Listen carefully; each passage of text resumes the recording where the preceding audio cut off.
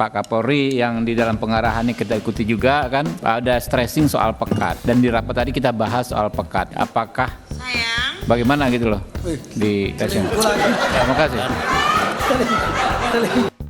Terdengar suara panggilan sayang pada rapat Komisi 3 DPR bersama Kapolri. Ada momen menarik di tengah berjalannya rapat dengan pendapat Komisi 3 DPR bersama Kapolri Jenderal Listio Sigit Prabowo pada Rabu 24 Agustus 2022 dilansir dari Tribun News. Rapat tersebut sempat diwarnai gelak tawa saat terdengar suara perempuan mengucapkan kata sayang lewat telepon.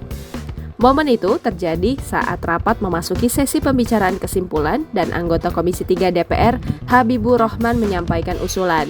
Kemudian terdengar suara panggilan sayang yang membuat gelak tawa menghiasi seluruh ruangan Komisi 3 DPR. Pak Kapolri yang di dalam pengarahannya kita ikuti juga kan, ada stressing soal pekat, dan di rapat tadi kita bahas soal pekat. Apakah bagaimana gitu loh di tesnya. Terima kasih. Kemudian ada anggota Dewan yang berkelakar agar kasus tersebut dilaporkan ke Majelis Kehormatan Dewan. Kita laporkan ke MKD ini. Kita laporkan ke MKD. Setelah itu, Komisi 3 DPR RI Bambang Wuryanto alias Bambang Pacul sebagai pimpinan rapat langsung mengambil alih situasi.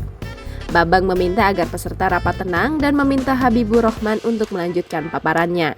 Ini tenang dulu, ini interupsi yang bikin ketawa. Jadi mohon dimaafkan, karena ini interupsi yang secara tiba-tiba bikin hati berdebar-debar ya.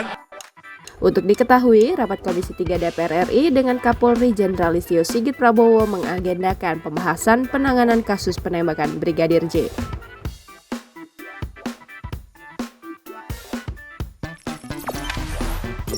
Jangan lupa subscribe, share, komen, dan like ya!